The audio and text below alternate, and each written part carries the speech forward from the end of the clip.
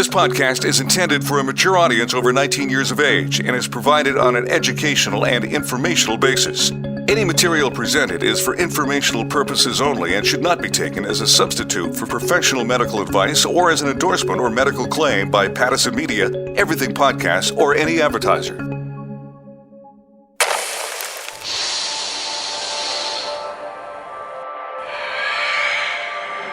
I challenge the validity of medical marijuana.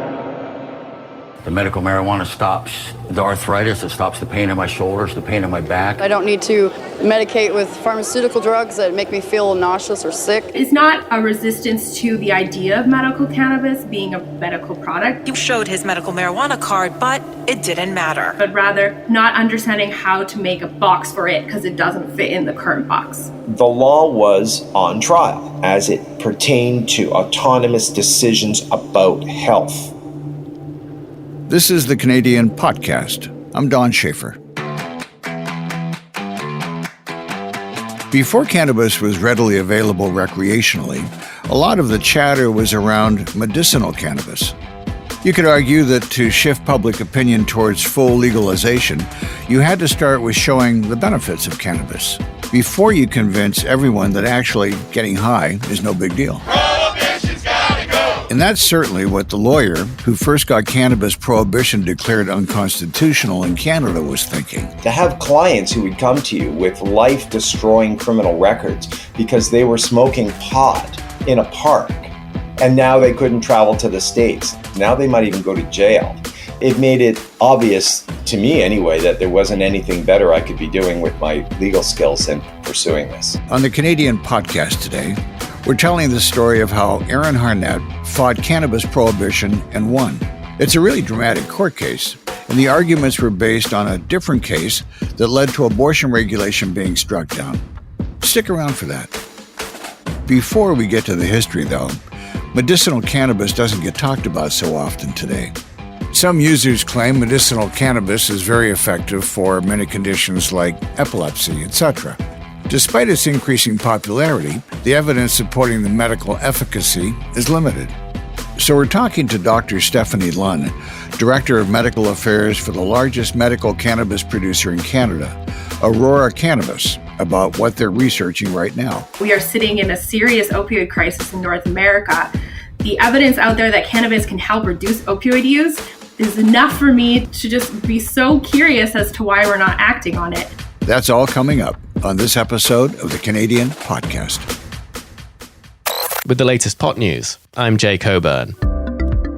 US President Joe Biden has signed into law a bill expanding cannabis research in America.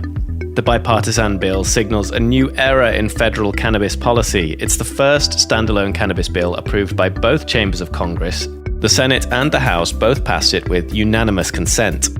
It will make it easier for scientists to conduct medical cannabis research and protect doctors who discuss the drug with patients. The move is the latest signal that the US is moving towards federal legalization. In October, President Biden pardoned everyone convicted of simple marijuana possession under federal law and called for a review of cannabis laws in America. Cannabis stocks rose by around 9% on the news. Later in the Canadian Podcast, we'll be telling the story of how medical cannabis was legalized in Canada, leading to eventual total legalization. The first legal recreational cannabis dispensary has opened in New York. In an unusual move, the state passed a law which gave priority to people adversely affected by enforcement of marijuana laws for early cannabis business opportunities. The first sales took place at a dispensary operated by Housing Works, a non-profit that supports people living with HIV and AIDS. Recreational cannabis was legalized in New York State in 2021, but until now, there was no way to purchase it legally. Now, adults over 21 years of age can possess up to 3 ounces of cannabis on their person, store up to 5 pounds of cannabis at home, and cities and towns can have on-site consumption areas where people can use cannabis. The Cannabis Council of Canada, or the C3, has called on the federal government to provide immediate financial relief for the legal cannabis industry and to end the stigmatization of legal cannabis. The call was part of a response to an ongoing review of Canada's Cannabis Act. The C3 says it is urging the federal and provincial governments to deal with the financial viability of current market participants. It called for the government to address the unpredictably aggressive excise tax and to implement a moratorium on regulatory fees imposed by Health Canada. That's the Pot News. I'm Jay Coburn. Back to you, Don. So we've just entered the hallway of Aurora's 55,200 square foot production facility. Dr. Stephanie Lunn is Director of Medical Affairs for Aurora Cannabis. They're responsible for recreational brands like San Rafael and Daily Special, but they're also the largest producer of medical cannabis in Canada. I have kind of two big aspects of my job, one being managing our medical research activities, and then the other aspect is where I spend a lot of my time, which is reading the scientific literature and using the scientific evidence out there about the medical effects of cannabis. Dr. Lunn spoke to our producer, Karen Habashi. Right now we have a study we're supporting in palliative care management. We have some interest in the harm reduction space. We're very interested in any observational real world evidence studies. You know, our products are out there being used. We'd love to know more about that. So surveying our patients is a great place to start. And then we're also involved in some preclinical, so that's non-human work, to better understand how cannabinoids are working so we can understand better why they have the effects that they do. How is the government making your life easier or harder in regards to medical research? Because if they invested more time or make it easier for you, because I know paperwork can make anyone lose hope, they would find lots of things that they can help with, like you said, harm reduction, the opioid crisis, and so on. So what do you think the government should do on their behalf? Before 2020-ish, we were allowed to submit regulatory documentation that was not product specific, because CBD is CBD, regardless of the product. Then a few years later, in 2020-ish, the change happened where we were expected to provide product-specific data for our regulatory submissions for a clinical trial. That change is not insignificant. It takes 5-ish years to get enough data to get into a first phase human trial. So to ask for product-specific data with no discussion really sets research back about 5 years.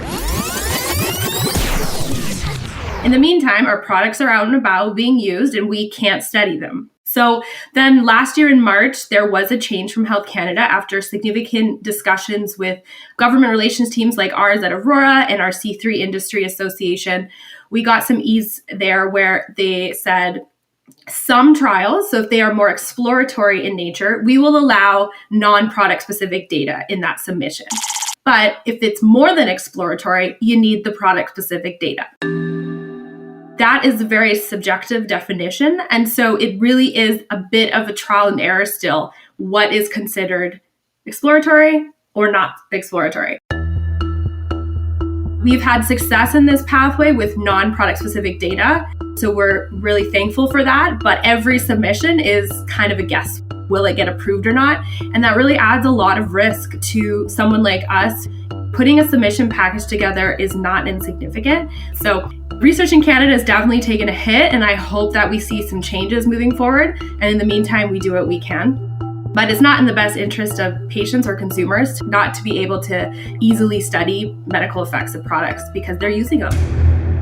It's very complicated, the relationship with Health Canada. That's the status. And, you know, I do want to say they have eased things, right? We had the March 2021 easement. We've had some changes this year, which will allow us to do non-therapeutic clinical research. So asking if someone, when they feel the effect, how long the effect, safety measures, those kind of studies are going to move under the research licenses for cannabis research under the Cannabis Act, which will be the first in the world, I think, that clinical research involving cannabis, involving any drug in a human study, is not under the Food and Drug Act.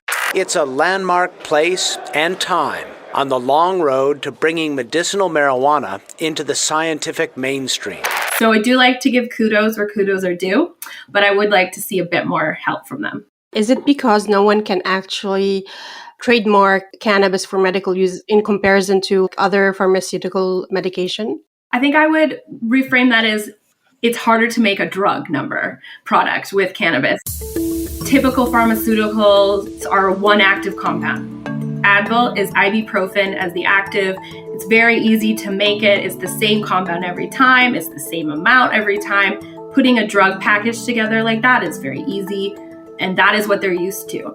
Whether or not cannabis extracts can become a drug or not, we've seen that happen. GW Pharmaceutical has had success with extracts being approved with drug numbers, Epidiolex for epilepsy, Sativex for different conditions.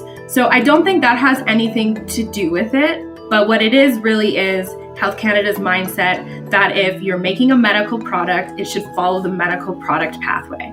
And that is what has been rule of the land forever. But we have a very unique product in that it has multiple active ingredients. It's based from a plant, so there's variability, and it can do so many things.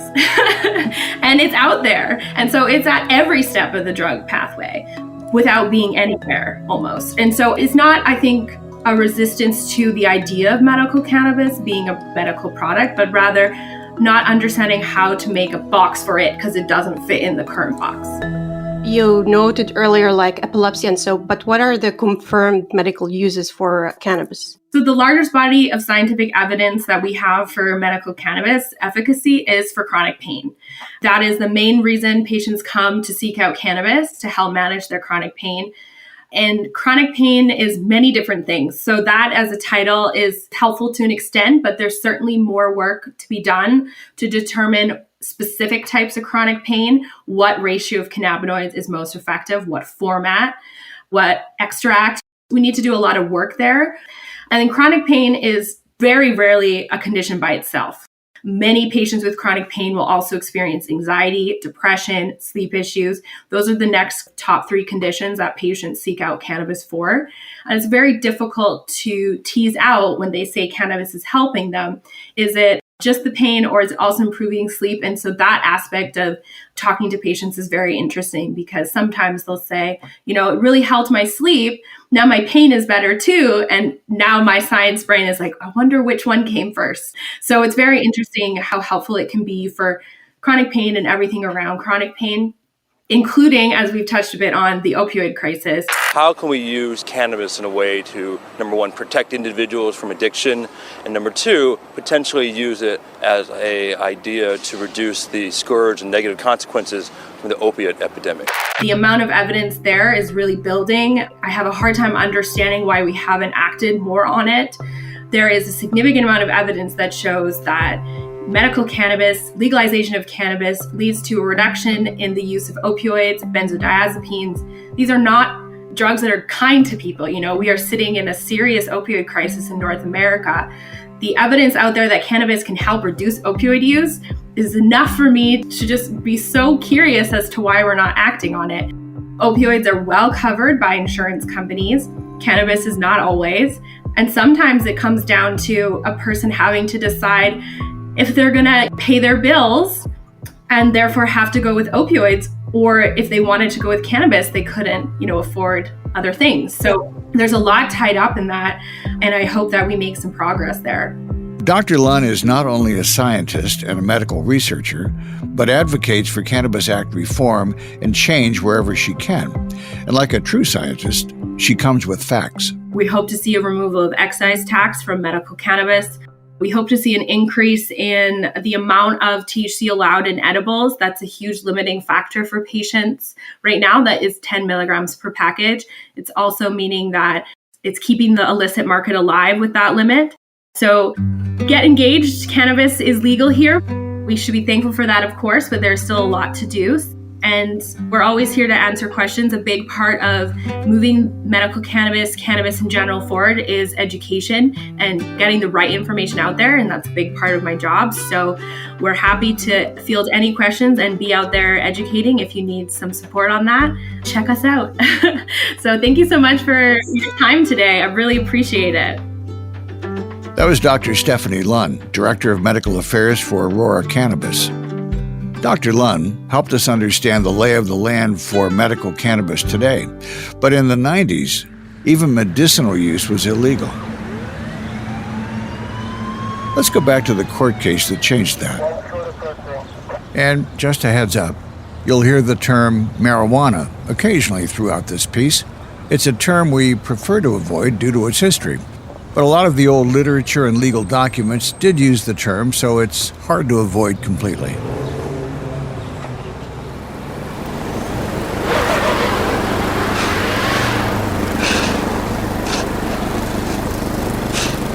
It's early in the morning, in the middle of December, in 1997. In Toronto, a young lawyer is in bed with his wife, drinking champagne, eating chocolate, and giving an interview on BBC Radio. 12 hours, Greenwich Mean Time, BBC World Service. I think at one point in the interview, I kind of cough up some bubbles. And, I had this huge smile on my face as I'm running through the talking points of what I wanted to say, dropping chocolates on the sheets with the bubbles of champagne coming out my nose. Aaron Harnett is 5 years into his legal career, and he's just won a case that will change Canada. This trial will lead to the end of cannabis prohibition. It's a huge moment. For a young guy to have a big hit like this at the beginning of the career, I don't think I have to underline the point of what a great bit of good fortune it was for me. It launched my career, and there was something kind of cheeky about speaking with this BBC reporter with his Tony accent and his serious-minded questions, all the while sitting in bed, drinking champagne, and having a big smile about it all. The man Aaron is representing is Terrence Parker, or Terry. He's in his 40s, and he's been living with life-threatening epilepsy since he was a child. Epilepsy is the condition in which you have an underlying tendency to have seizures. And a seizure is an electrical storm of the brain. The whole brain gets activated, then the whole body jerks. And each one of those contractions in the muscles, each one of the lightning bolts in the storm. These are tonic-clonic, grand mal seizures, the worst kind that you can have, the ones that can kill you, the ones that can go on for hours at a time. And he would have one or two a day. And when you think about it, the ambulance gets called and you have injuries as a result of the seizures or the behavior of well-meaning, ill-equipped strangers or whatever the case may be. Life-threatening is not an understatement. Terry's tried endless medications, even 2 surgeries, to control his seizures. So far, nothing legal has worked. But cannabis does work. When he combines smoking with his medications, his seizures disappear almost completely. Terry grows his own plants so that he doesn't have to deal with dealers, and he's not shy about handing out his spare weed to friends in need. Until he gets arrested. His home is searched, and according to the law at the time, he's charged with cultivating, trafficking, and possession of marijuana, which were the broad charges for anything related to cannabis. Now he needs a lawyer. Terry's not the easiest person to work with. He gets turned down by other lawyers. Then he meets Aaron Harnett. I'd set up myself as a sole practicing criminal defense lawyer in Toronto. Didn't have many clients, but lots of ambition and lots of hustle. My name is Aaron Harnett. I'm a criminal defense lawyer. My clients are everyday people who suddenly find themselves facing difficult circumstances. About 1995 or 6, I became very interested in criminal constitutional law, and I was very interested always in cannabis law. Aaron's young and passionate. He wants to change the world, and this is his opportunity. I was a recreational cannabis user and had been for a long time. To have clients who would come to you with life-destroying criminal records because they were smoking pot in a park, and now they couldn't travel to the States. Now they would lose jobs. Now they might even go to jail.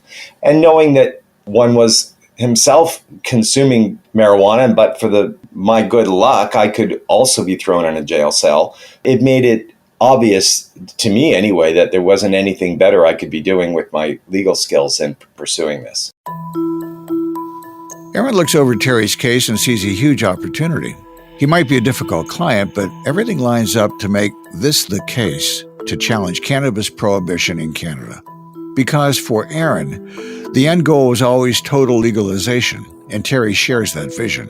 Mr. Parker was very, very, how should I say it, he was strong-headed about how he wanted the case to go. There was going to be no 11th hour settlement on the courtroom steps. He would rather go down and lose and go to jail than to compromise his case, even if it meant that he was going to have his charges dropped, but it wouldn't help anybody else. That wasn't going to be good enough for him. It's not just a shared vision. The facts of Terry's case make him the perfect defendant to challenge the law's validity under the Canadian Charter of Rights and Freedoms.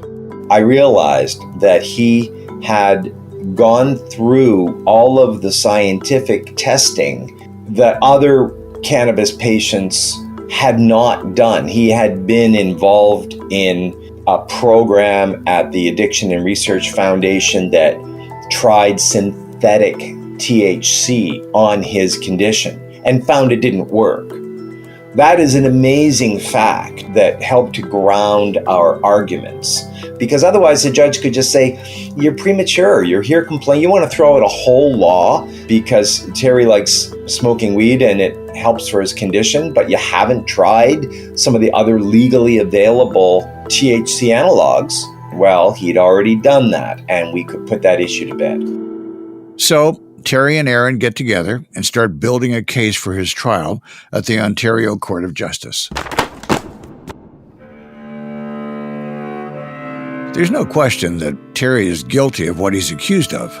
He did grow cannabis, and he did possess cannabis, and he did hand it out to other people. But that's not the point, and it's not Aaron's argument.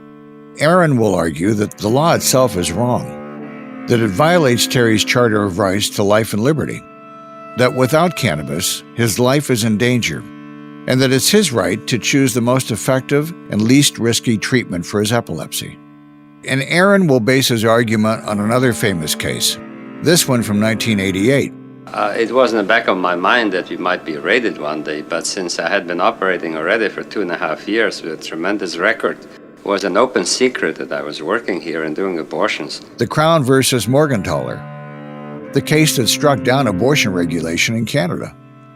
Aaron and Terry are eyeing up cannabis regulations, and they're going right for the jugular. It's not Terry on trial, it's prohibition. The trial judge was Justice Pat Lesage.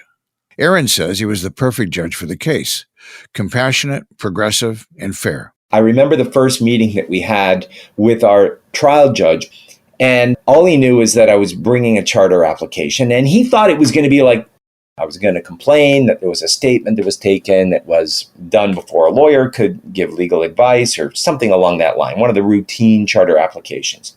And after it became clear that he hadn't read the memo, I said, no, Your Honor. No, that's not this case. We are seeking to strike down the cannabis prohibition. And he looks at me and he looks at the federal prosecutor who's been brought in special for this case. And he said, oh, and he puts down his pen and he realizes for the first time that he is the guy who now, over the months to come, is going to have to make this very big, very public decision. And I told the judge, this is a very public case. You better get ready. So the look on his face was one of both awe and terror. So we have an ambitious young lawyer, a strong-willed defendant, and an open-minded judge. But Aaron still needs to build an argument. He starts with abortion and the Crown versus Morgentaler. That was my template, because in Morgentaler, you had a law that had overbroad effects. It was the law against being a party to or procuring a miscarriage, basically an abortion. And it was designed for certain legitimate purposes to prevent the ills as they were then conceived of, excuse the terrible pun, of a world in which doctors performed pregnancy terminating acts that were not related to the eminent health concerns and urgent needs of the mother. Well, that purpose was ill-served by the broad nature of the prohibition. The law went way too far, and it had all of these terrible effects. Backroom abortions, or unwanted pregnancies that led to mental health problems for mom and health problems down the road, etc., etc. So the law was on trial. And the reason it was a template in Parker was it was a law about life, liberty, and the security of the person as it pertained to autonomous decisions about health. The argument was that the government was forcing Terry to choose between life with no seizures or a life with pain and misery. He could take his medicine, cannabis, and be arrested, or he could stick with his ineffective pharmaceutical medication, putting his life at risk from grand mal seizures. To argue that, they had to prove that cannabis was an effective medicine for Terry's epilepsy. This is where Terry's medical history comes in. How to prove cannabis works? A 6-month diary of Terry's seizures and cannabis use, kept by Terry at the request of his doctor in the 1980s. That diary showed that when Terry smoked alongside his medication, his seizures stopped completely. Without cannabis, the seizures came back. That, plus testimony from doctors, shows that for Terrence Parker, cannabis can treat his epilepsy. Next, they have to prove that legal alternatives aren't better. Marinol is a synthetic substance that is pure delta-9 THC that can be prescribed by practitioners. The problem with it was that once it starts being absorbed, you can't stop it. Some people get no effect, some people just knocks them out. They get anxious, they get upset. So Marinol is the brand name of a synthetic THC that was developed in the 70s. And it's actually not a great drug. It's all the worst parts of THC without all the good parts. The Crown argued that Terry could take Marinol, but Aaron and Terry have an answer for that too, because Terry had already taken part in a study by the Addiction Research Foundation. And of course it didn't work. Why didn't synthetic THC work? Well, actually, both my toxicologist and the Crown's toxicologist agreed on something, and that was that THC is just one of, then we thought it was 56, now I think the thinking is there's upwards of 100 cannabinoids, active ingredients in cannabis, and THC is just one of them. So it may be that it was a different cannabinoid, perhaps CBD. Not only that, even if Terry found a doctor that would prescribe cannabis, there's no legal way to access it. There's one moment in the trial where all of that is made crystal clear for everyone in the room. Terry has a seizure right there in the courtroom. He had not had access to cannabis because he was prohibited from using it while he was awaiting trial because of the terms of bail. We were in this tiny little courtroom at Old City Hall. It has a little fireplace. It's like you're in someone's living room. It's a hilarious little courtroom. Anyway, that's where our trial took place because there really wasn't very many people. It was me and Terry, the occasional reporter, and my mother, who was my secretary at the time and who was taking frantic notes because we couldn't afford transcripts. So she was doing shorthand all day. And Terry went down and had a really hard, bad seizure right in the middle of one of the witnesses, I think. And the judge got a chance to see front and center what this is all about. It, let me tell you, it leapt off the page. You get a chance to see what this is really all about, what suffering looks like, and how if he just had access to his cannabis. Outside the courtroom, the press has noticed. Public opinion has been shifting towards cannabis legalization in Canada, and journalists know this is a big moment. So, when it comes time to hear the judge's decision, there's a crowd of reporters waiting at the Scarborough courthouse. So they can't have their cameras in the building, but they set up the scrum outside, and there's tons of reporters all the way through the hallways to this courthouse. And it's me, my wife, and Terry, and my mom, who is still my secretary at this point. She was my secretary for a long time. And we go into the courtroom, and it's packed. And he reads the decision. And I'm telling you, My hands were projectile sweating. I'm not a sweater, but I was soaking wet halfway through it because you never really know where the judge is going with some of these because they're reviewing the facts and they're reviewing the arguments and they're kind of summarizing stuff before they get to the meat of it. About 2/3 the way through, the language that Justice Lesage is using is making me feel pretty good. I'm looking at Terry, he's looking at me, I'm looking at my mom, and mom's looking at me, and he gets closer and more obvious, and it builds to a crescendo.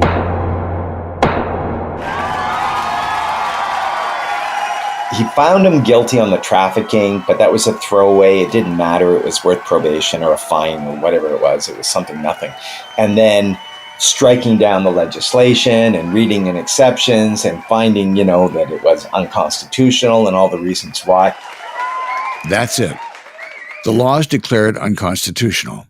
The trial judge has written in an exception, which allows Terry access to cannabis for medicinal use. And the courtroom just starts vibrating because you've got all these reporters who are scribbling and they're all figuring out, holy cow, this is hit. This is actually real. This is actually happening. Finally, we've got a real case where we can move the agenda on marijuana advocacy. And we're in the hallway and all pandemonium is breaking loose. People are running up and down the halls because they're running out to their vans, they're getting the cameras ready. And my mom's hugging me in the hallway. And she's like so happy because she's been working on this with me. And I'm like, Mom, don't hug me. Come on, all these people are watching. I'm your mother, I don't care. I'm gonna hug you. I don't care, they can wait. And at this point, I'd been a lawyer like 4 years or something. I was just a baby. If you look at the pictures from the press reporting, I look at myself, I'm a child. And I was just lightheaded. And Terry, of course, is doing cartwheels. Like, no matter what my involvement is with all of this is Terry's fight. But this is not where the story ends. The fight isn't over for Terry and Aaron. The government appeals, and the case moves up the judicial system to the Ontario Court of Justice. The process takes a couple of years, and Marinol comes up again in the Court of Appeal. So there's a moment when we're at the Court of Appeal. There were 3 Court of Appeal judges. One of them looked over his glasses at me, and he says, what about this? What about Marinol? Isn't that something that the court should be thinking about with respect to Mr. Parker and whether or not the law is overly broad? And I just said, the only person who's ever prescribed Marinol for Mr. Parker's medical condition is the Crown Attorney. It just came out, and it was one of those moments where the judge looked at me and he smiled, and that wound up in the decision because that was the answer. Considering the strength of Terry's case, that seemed an odd move to us. So we had to ask Aaron why they would bother to appeal. My strong suspicion is that within the federal government itself, there was an appetite to begin to move Canada to a decriminalization position. And so if you just shrug and say it's not our fault, it's our crazy court and our crazy constitution, that's a much more convenient way to move the agenda along. That's kind of how politics gets done. So my view was that they were happy to advance the litigation, knowing they would probably lose, knowing that they should probably lose. 3 years later, the Crown didn't just lose the case. The judges went further than that. The Court of Appeal said, yeah, it's really a bad law and we're going to strike it down and you've got a year to fix it. And if you don't fix it, then it's going to be chaos because there will be no law prohibiting the possession of cannabis in Canada for anybody, or in Ontario, but other courts would have, I believe, followed suit. The feds had their work cut out for them. The language in the appeal decision is really blunt. Let's read a bit for you. Regulation of marijuana has a very short history and lacks a significant foundation in our legal tradition. It is, in fact, an embarrassing history based upon misinformation and racism. As McCart J. observed, the marijuana prohibition was enacted in a climate of irrational fear, based upon wild and outlandish claims that its users are driven completely insane, immune from pain, and while in this state of maniacal rage, kill or indulge in other forms of violence using the most savage methods of cruelty. If you want to hear that short and embarrassing history, you can hear it in the first episode of this show. It's a really striking decision to read. The judge just tears apart a lot of political myths about cannabis, that it's linked to criminality, that it's a gateway drug, all the tired arguments against prohibition. So in 2000, the court doesn't just add an exception to the existing law. They declare the whole law of cannabis prohibition unconstitutional and give the government a year to come up with a new one, which they do. But Canada has already been set on the path towards legalization. It takes another 18 years for the Liberals to legalize it recreationally. And now, here we are, freely making podcasts about weed. On the next Canadian podcast, the number of people arrested in Japan for cannabis-related incidents hit a record high in 2019. The long history of cannabis in Japan. The record number of incidents rose for a third straight year. Possession there still gets you 5 years in prison, despite cannabis hemp having important cultural significance. Thanks for listening to this episode of the Canadian Podcast. I hope you'll join us for the next one. Hit the subscribe or follow button to make sure you do. The Canadian Podcast is an Everything Podcast production in partnership with Pattison Media and sponsored by westernbuzz.ca, launching January 30th. Thanks to our creative director, Cliff Dumas, showrunner Karen Habashi, senior writer Jay Coburn, and audio producer John Massacre. I'm Don Schaefer. Another Everything Podcast production. Visit everythingpodcast.com. Subscribe wherever you get your podcast.